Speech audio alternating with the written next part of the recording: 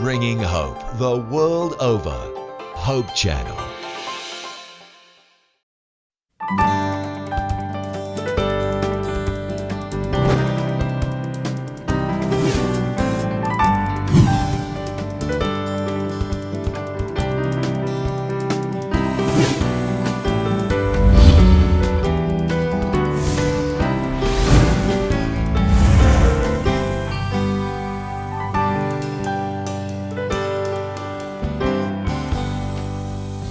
Magandang araw po sa inyong lahat. Nandito po tayo ngayon sa Naga City, Camarines Sur. Kasama po natin ngayon ang vegetarian chef and owner ng nag-iisang vegetarian restaurant dito lamang sa Bicol, si Sir Jose Arnel Ubias. Magandang araw po sa inyo, Sir Jose. Magandang araw din sa iyo, Jam. Parang gumaganda kang lalo ngayon, Jam. At magandang araw din sa ating mga manonood dito sa programa.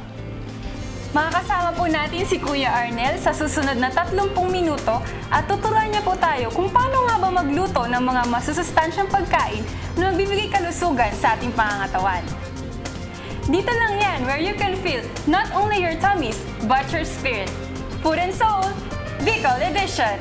Buksan po natin ang ating mga Biblia sa 3 John verse 3 na ang sabi po ay, Beloved, I pray that you may prosper in all things and be in health, just as your soul prospers. Makikita po natin sa talatang ito na gusto ng Panginoon na tayo ay masagana hindi lang sa ating espiritual na kalusugan, kundi pati na rin sa ating pisikal na pangangailangan. Tama ka dyan, Jam. Dapat nating alalahanin na dapat magkaroon tayo ng relasyon sa buong may kapal tungkol sa ating pangangalaga ng ating katawan. Ayan, tama po yung sinabi nyo, Sir Arnel. I'm sure excited na ang ating mga viewers kung matutunan paano nga ba tayo mag-alaga ng pangangatawan na binigay sa atin ng Panginoon. So, Sir Arnel, ano po yung una nating gagawin ngayon? Ang unat nating recipe ngayon ay isang raw food. Wow, raw food! Ito ang tinatawag nating ensaladang lechugas with citrus dressing o kaya ay calamansi dressing. So ano naman po yung mga ingredients ng raw food na ito, na ensaladang letsugas? Ibig sabihin po noon, hilaw na pagkain ito. Mangangailangan po tayo ng isang malaking carrots, mga 100 grams of carrots. Meron tayong ubod, galing po ito sa nyug. Okay, ubod ng nyog. Ubod ng nyog. Ito pong singkamas. Isang Crunchy. medium size. Tapos, semi-ripe tomatoes. Sir, ano naman, bakit po kailangan semi-ripe? Paano kapag ripe po yung ginamit namin? Kasi kung may hinog ng masyado, pag ni-slice mo, nadudurog. Kaya mas maganda ito para maging crunchy. Pwede rin natin haluan ng fruits or beans. Isa lang pong caution. Kung maghahalo po tayo ng fruits, wag na po nating haluan ng beans kasi hindi po magandang pagsamahin ang dalawang ito. Kaya sa ngayon po, pwedeng gamitin natin kung alin dyan sa dalawa. Yan po ang binubuo ng ating ensaladang lechugas. Tapos meron din po itong toppings for crunchiness. Gagamit po tayo ng banana chips. So kailangan po ay medyo hilaw-hilaw pa yung banana chip. Yung saba natin. Siyempre naman. Kasi ang sikreto kasi nito, yung kung hinog na ang gagamitin nating saba, mahirap nang i-slice yun at hindi magandang kakalalabasan pag niluluto. So kailangan po yung talagang matigas na matigas. Matigas na. Makikita natin yan mamaya, pagbalat natin yan. Ngayon po, mag-uumpisa na tayo. I-shred na po natin yung lettuce. Sige po. Kunin po natin. Pwede tulungan mo ba ako dito dyan? Mag-shred. Ganito sige. lang. I-shred na po yung Shred lang yung bite size. Hindi po natin yan ini-slice ng kutsilyo kasi po, kasi magkakaroon siya ng tear. Yung parang magkakaroon siya ng yung dugo sa mga gilid ng kanyang hiniwaan. Kaya dito po, ititir lang po natin siya ng ating kamay. Ngayon po, ito, ang una po natin gagawin dito, mag-i-slice tayo ng carrots.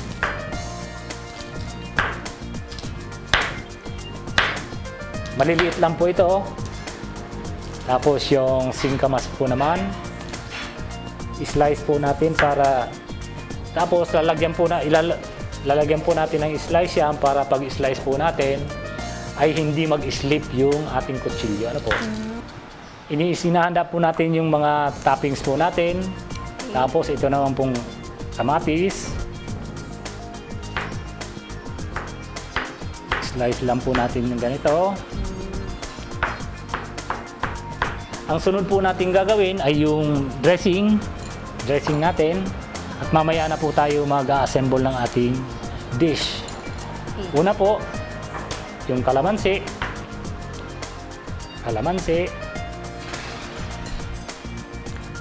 So kung wala pong kalamansi, ano po yung pwedeng gamitin namin as a substitute? Pwede po yung kung panahon po ngayon ng dalandan, pwede po yun. Lime. So pwede ring dalandan or lime. Opo. So pagkatapos po ng kalamansi, ang sunod po ay Sunod po ay tubig. tubig. Lagyan po natin ng tubig para So ma-dilute po tubig yung acidity. ay dapat maligamgam. Maligamgam, na okay po. tubig. Oo. Tapos, lalagyan po natin siya ng sweetener para ma-balance natin yung acidity. Pwede tayong gumamit ng muscovado sugar o kaya yung caramelized muscovado sugar.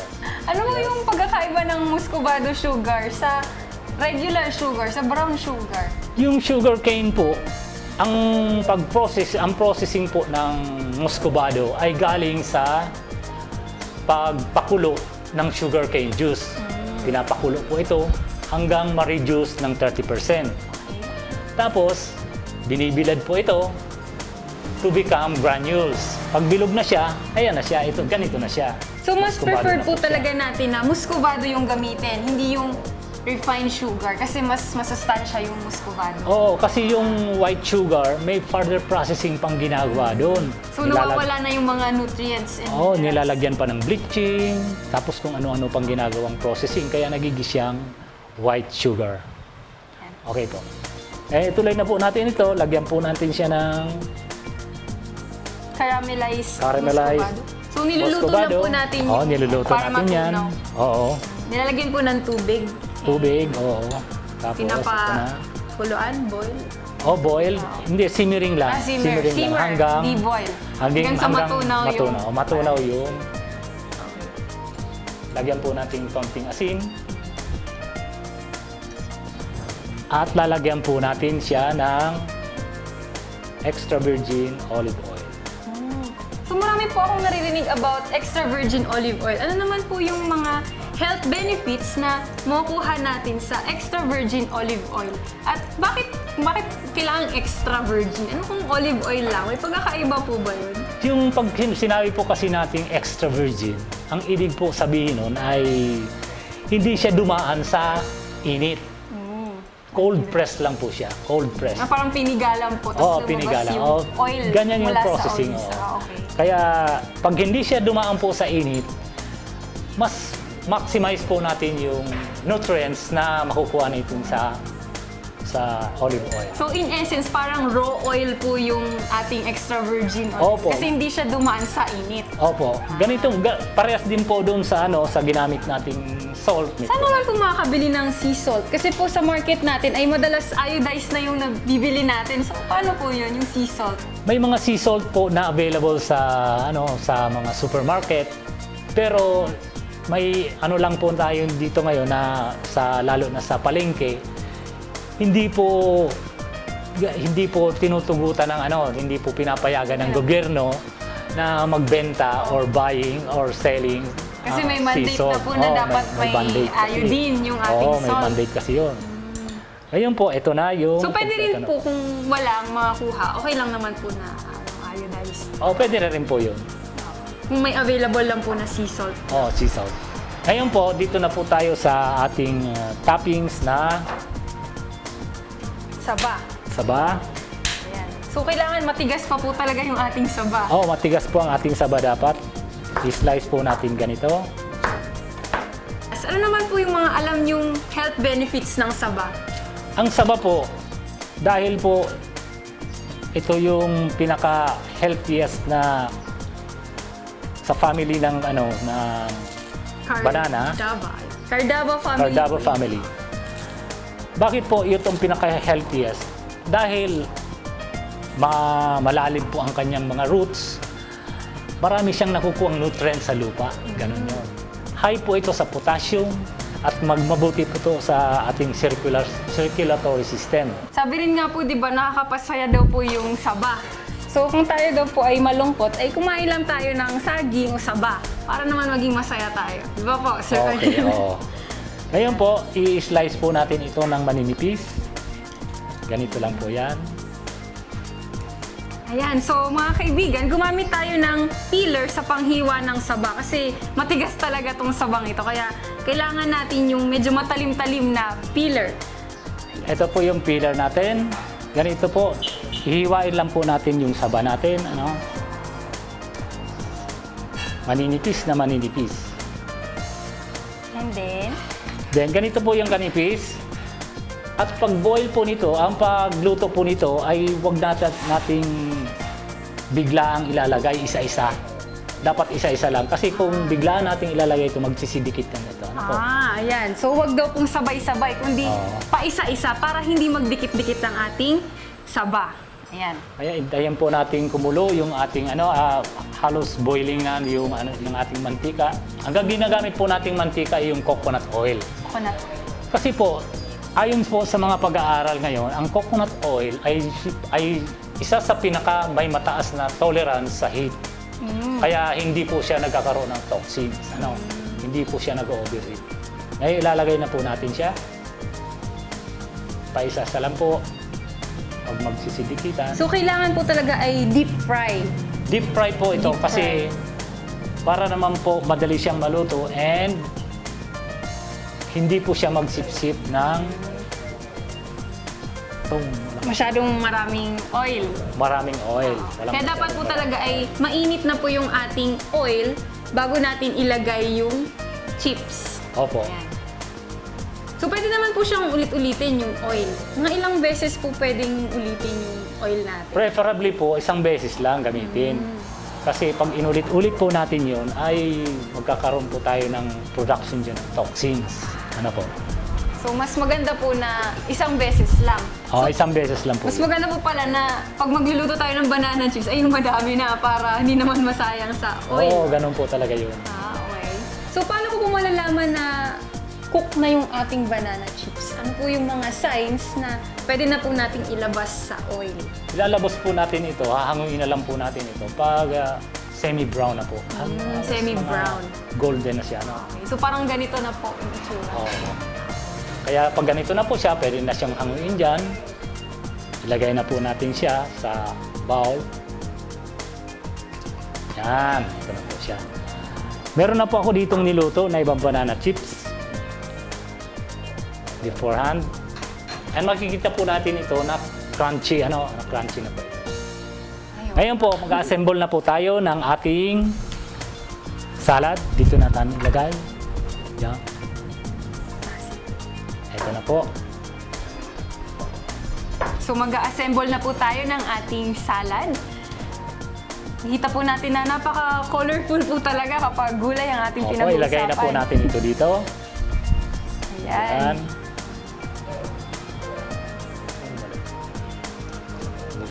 Naku, sa itsura pa lang, parang ang sarap na ng ating salad.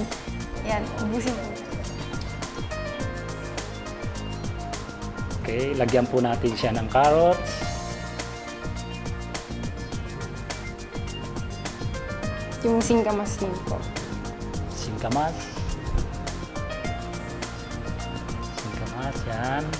Ayan, so andito na po, nilagay na po natin ang ating singkamas, ang ating carrots at kamatis. At ilalagay naman po natin ang Pipino. pipino. Ayan. Kuha po tayo ng pipino, isang Japanese pipino, at ihihiwa po natin ito ng mga pabilog. Japanese pipino. Ano naman po yung pagkakaiba ng Japanese pipino sa alam nating pipino dito sa Pilipinas? Ito po yung crunchiness po kasi dito ay masarap para sa mga salad. Ito po yung ginagawa natin sa mga salad. Ngayon po, lalagay po natin to. Pwede pong fruits in Yan po, season. mangga. Mangga. So pwede rin pong pinya. Pwede rin Or po pinya. any fruit in season. Okay po, pwede po. Ngayon po, lalagay na natin to yung Ating banana chips. Banana chips. Yan po. Oh, yan. Ayan. Nakita So, na po natin ang napakagandang itsura ng ating salad. At sa final touch po, before serving, lagyan na po natin siya ng dressing. Yan, paganyan lang po. So, kailangan po talaga pag ganyan yung paglagay natin ng hindi yung ibubuhos. Oh, No? para po. And there you have it, ladies and gentlemen. Ito po yung ensaladang lechugas na may citrus dressing or lemon dressing. Ayan po.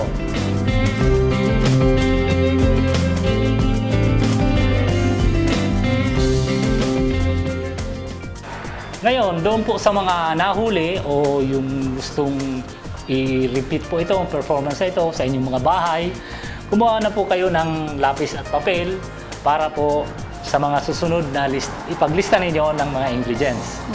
Okay po, handa na po ba kayo?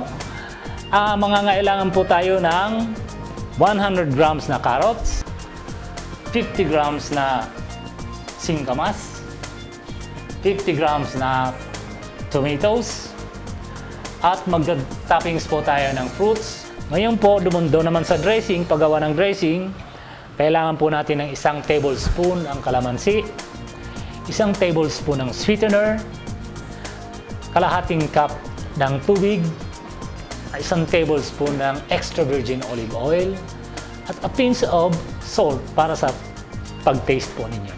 Ayan, I'm sure natakam tayong lahat sa napaka-colorful at masustansyang pagkain na inihain sa atin ni Sir Arnel. Ngayon naman kasama ko siya muli upang turuan tayo ng second recipe for today. So, Sir Arnel, ano po yung gagawin natin ngayon? Ang gagawin natin ngayon ay isang appetizer. Simple lang po ito. Appetizer. Simple lang po itong paggawa nito. Appetizer na ang title po nito ay nachos with salsa verde. Ooh, at ito po ay purely vegetarian. Oh, vegan po ito. Walang So, halong walang beef, walang cheese. walang halong Ayan, animal aba product. naman. So, excited na po tayo malaman kung paano magluto ng nachos na I'm sure favorite snack ng marami sa atin. So, paano po natin to gagawin? Gagawa po na tayo ng unang-una po, ang gagawin po natin ay nachos, yung tortilla. Gagawa po tayo ng ganito from scratch. Ito po ay made up of whole wheat flour. Ito pong pangangailangan natin, 1 cup na whole wheat flour. So, ano naman po yung benefit ng paggamit ng whole wheat flour at hindi yung refined flour na madalas nating nakikita? Ang whole wheat flour po ay hindi masyadong pinag-process. Ibig sabihin po, nandun pa rin retained ang kanyang mga nutrients compared po sa white flour na kung saan po marami ng processing ang pinagdaanan. Kaya po nangyayari yung nutrients na kailangan ng katawan natin ay nawawala. Sunod po, ito po, pwede rin po natin naglagyan ng variation ang flour natin. May mga optional po tayong nilalagay dyan ng mga substitutes or additional. Pwede pong lagyan natin ng grain flour na mula po sa Palagadan, dito sa Bicol. Sa Palagadan po, pwede po natin i-ground ito at ihalos natin sa flour. Palagadan? Ang Palagadan po ay isang glutinous rice na natatagpuan dito sa Bicol region. At masustansya po ito kasi the deeper the color ay nandun po ang sustansya ng pagkain natin. So, the deeper the color, the healthier. Oo, the healthier. Pwede rin po nating optional na lagyan po, haluan ito ng onions, fried onions, or carrots. Sa ngayon po, sa dish po natin ito, gagawin po natin ay isang tortilla, isang pong flatbread na may halong palagadan, or anything na dapat nating ilagay. Na kung ano pong gusto ninyo. So, Sir Arnel, yung tortilla po natin ay walang yeast. Hindi po Wala tayo... pong yeast yan. Walang yeast. Ang sunod pong ingredients yan, pagkatapos ng whole wheat flour, meron lang po siyang asin, olive oil, Extra virgin po. extra virgin olive oil, Extra virgin. at saka tubig. Yan lang po. Yan lang po ang pinaka-basic ingredients ng flatbread or tortilla. Ngayon, mag-umpisa na po ba tayo? Naggawa ng Sige ano? po, umpisahan na okay po natin. Palit po tayo dito at magmamash tayo ng ano. Ilagay na po natin yung 1 cup na whole wheat flour. 1 cup. Tapos lagyan po natin ng 1 teaspoon na salt. Tapos lagyan po natin ng half half tablespoon ng olive oil. Saka po, i-crumble po natin yung harina. Lagyan po natin siya ng warm water. Half a cup of warm water. Yan. Okay po, yung paglagay po natin ng tubig, makikita po natin kung pwede na pong masahin yung harina. Ngayon, kung makita po natin na medyo malambot pa, dagdagan po natin ng harina. Yan lang po ang pinakasikreto dyan. Kung medyo matigas ang dough ninyo, dagdagan po ng tubig. Kung halimbawa po, pag malambot ang dough ninyo, dagdagan natin ng harina. Kung halimbawa sa consistency na lang ng dough, na paggawa natin. Ngayon, i-transfer na po natin ito sa... So nilagyan niyo po ng harina Para hindi po siya dumikit. hindi dumikit. Hindi dumikit. Imamasa po natin ito hanggang po siya lumambot. Ano po? Ganito po. Pag ganito na, after 30 minutes, makikita natin na nakapagpahinga na yung dough. Hihiwain na po natin. Ganyan po. Imamasa po lang natin pabahaba. So Tapos, ipapa-elongate. maghati po tayo ng around 50 grams. 50 grams. Tapos lagyan po natin siya ng dough ulit, ng harina pala, para hindi mabikit. Tapos, i-roll na po natin ito. Ito na po yung ating tortilla. Pwede po yung mga additional natin, pwede nating ilagay. Lalagyan na po natin siya ng ganyan. So pampalasa lang po, no? O, pampalasa. So Onions, yung ganyan. fried onions natin. Fried onions. Pwede rin po nating lagyan ng carrots. So shredded carrots. Shredded carrots. At saka po natin siya i-mash uli. So para po parang ma-embed siya dun sa ma-embed. dough natin. Pag nagawa na natin po ito, pag manipis na, handa na po rin yan, ilalagay po natin ito with the help of this yanse. Ganyan lang po. Yan. Tapos, hintayin po na siyang magkaroon ng bula-bula, yung bubbles sa dough natin. Yan po ang sign na luto na po siya. Siguro po after mga 1 minute, for each side. Ayan po, nagkakaroon siya ng bula. So hindi po natin siya tatakpan. Hindi po tatakpan para mag-evaporate, yung moisture niya mag-evaporate. At saka maalalaman po din natin ito na kung luto na kasi may bukol-bukol lang lumalabas. May bubbles lang, parang bubbles. Ngayon, ito po yung ginagawa sa mga shawarma, ganyan, pambalot sa shawarma, mga burritos. Ito, marami ito po yung gamit, mga ganitong flatbread. At masustansya rin po ito, walang halong masyadong mga preservatives, walang dough improver, ganyan po. So maganda po talaga pag ganyan kasi hindi na natin kailangan ng napakalaking oven. Okay lang kahit meron tayong ganito, kawali at Ito po nakikita po natin yan magkaroon na siya ng brown na yan na pong inaantay natin, yan po yung nakakapaluto ng tortilla. And then, luto na po siya and ready to serve. Ayan! So, tapos na po ang ating tortilla. Tortilla, ganito. Ito po yung may additives natin, yung may fried onions, yung carrots. Ito naman po yung plain tortilla na ginawa natin. Ganito lang. Kaya dito, pwede po natin itong pambalot sa mga enchilada, burrito, shawarma. Okay po. Ngayon po, ang gagawin na po natin yung salsa verde. Tabi po natin ito. Salsa verde. Salsa verde, meaning green salad. Yung green, yung dip ng ng nachos natin. So salsa verde po, makakailangan tayo ng tomatoes. So yan po ay half ripe ulit. Half Para ripe. hindi Tomatoes. madurog ang ating tomatoes. Red onions. Paano po kung gumamit kami ng white onions? Okay lang po ba yun? Pwede rin po yan white onions, pero mas malasa po kasi yung red onions. Oo nga po pala kasi the deeper the color, mas the malasa healthier po. at The healthier the po. tastier. Mangangailangan po na tayo ng isang butil ng garlic. May kalamansi po, isang kalamansi. At saka salt. Umpisa na po natin. Ihiwa po natin yung tomatoes natin ng cubes. Ganyan na po. Transfer sa bowl. Transfer natin to sa bowl. At sunod po, ano na po yung sunod nating ihalo? Sunod po ay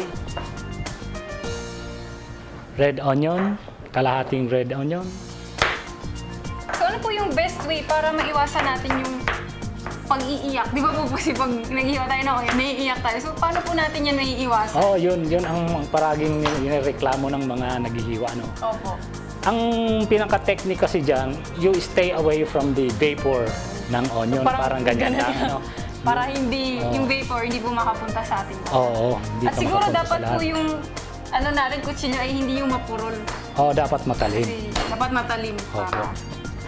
Yan, isa pong butil ng garlic. Yung onion and garlic, ito po yung mga natural antibiotics natin na panlaban sa mga bakterya at sa mga nakakain natin na mga kung ano-ano dyan na hindi malinis. Lagyan po natin siya ng salt. Isa pong kalamansi. Salain po natin. Kalamansi or lime. Or lime, Or pwede po yan. lemongrass kapag wala po tayong makuhang kalamansi. Opo. Sunod. Tapos, sunod po, lagyan po natin siya ng herbs. Ngayon po ang herbs po natin nandito ay coriander or wansoy. Chop lang po natin siya ng roughly chop.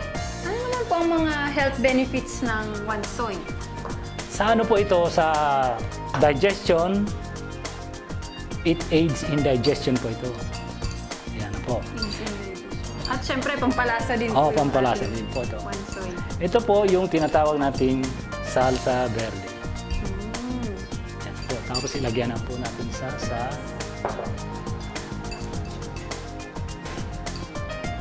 So, hindi na po tayo maglalagay ng paminta. Salt lang. Wala po kasi may mga studies po kasi na yung paminta, pepper is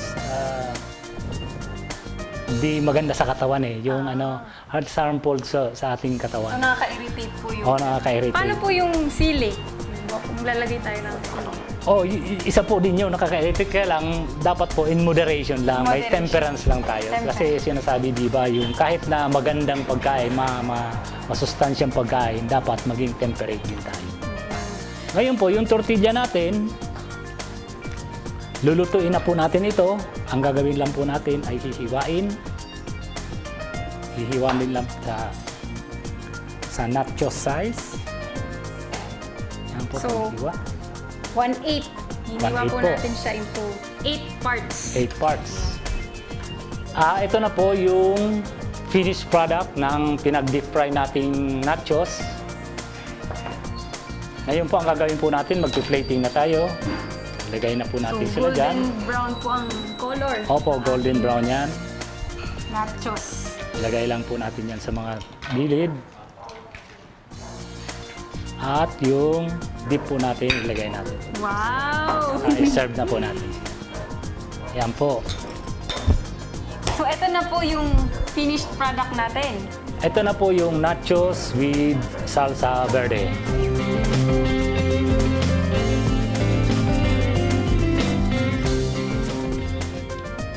Ngayon po, sa mga nahuli po na gustong gayahin po ito, ang pangangailangan po lang natin dito, yung paggawa ng nachos, isang cup na whole wheat flour, isang tablespoon na extra virgin olive oil, kalahating teaspoon na salt, at saka tubig. At sa salsa verde, kailangan po natin yung 1 cup na chopped ripe tomatoes, kalahating red onion, isang cloves na garlic, isang pinch ng salt para magkaroon ng lasa, isa pong kalamansi, at saka po yung herbs natin. Kung ano pong gusto ninyong herbs o kaya wansoy. Ito na po yung finished product na nachos with salsa verde. Ngayon po, titikman na po natin yung mga finished products natin. Una po yung ensaladang letsugas. Ayan. Ang ating napaka-colorful na ensaladang letsugas. Ito po kay jam. Lagyan po natin siya dito. Pamihita po natin ang singkamas, carrots, pipino, at ang ating dressing. Ayan. Ayan po. Siyempre, yung ating banana chips. At ang ating mangga. Yan po. Sige po. Ayan, so titikman na po natin ang ginawa ni Sir Arnel. Kuha po tayo ng pipino, lettuce. Bon appetit! Crunchy. Yan. Naririnig. Harap! Okay ba? Sabi ko na sa iyo eh. Try po natin ang banana chips. Crunchy banana chips. Crunchy nga. Sarap. So maganda po talaga kapag raw. Opo. Kasi hindi mabigat sa tiyan. Parang Opo. lang. Kuha ka po dito ng isa. Lagyan mo sa ibabaw. Yan. Yan. Ito po ang ating Nachos with salsa vegetarian verde. nachos with Yung salsa vegan. verde. Oh. Vegan edition. Yan po. Crunchy. Crunchy. Ah. Okay. Malasang malasa. Kahit pure vegetables lang, Oh, yung sobrang bala. sulit po talaga. Ayan. Ito na po yung finished product natin. Yung ensalada, lechugas, at yung appetizer nating nachos. Sana po naman ay marami kayong natutunan ngayong araw na ito. At sana po sa susunod na episode, nandito uli kayo para lalo namang kayong maraming matutunan uli na mga vegan dishes na siyang magpapagaling sa ating mga katawan, makakapagbalik sa ating sigla ng katawan, at lalong mapapalapit tayo sa puong may kapal. Di ba, Jam? Oo nga po, Sir Arnel. Tama po yung sinabi nyo. Maraming salamat din po sa pagturo sa amin kung paano nga ba magluto ng masustansya at masasarap na pagkain. Samahan niyo po muli kami sa susunod na recipe nating lulutuin. Dito lamang po yan sa where you can feel not only your tummies, but your spirits, Food and Soul, Bicol Edition.